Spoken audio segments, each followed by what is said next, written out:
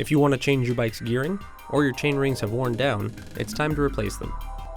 You'll need either a Torx key, or a number 5 hex key, and a nut wrench tool.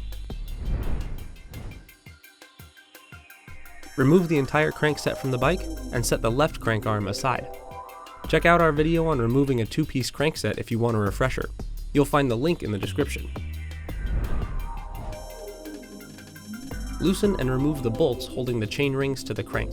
On some chain rings, all you'll need is a Torx key. For others, you'll need a hex key and a nut wrench tool. The tool holds an insert in place so it doesn't spin as you turn the bolt. If the insert has this slot, you'll need a nut wrench tool.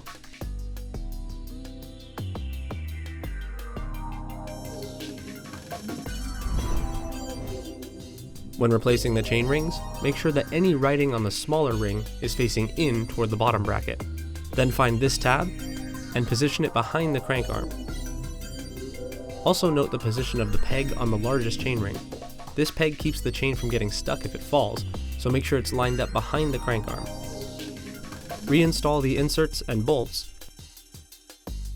and tighten them in a star pattern.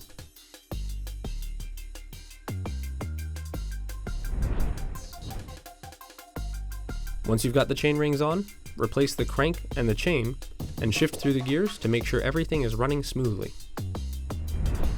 To recap, remove the crankset. Loosen and remove the bolts holding the chain rings. Install the new chain rings, and replace the crankset.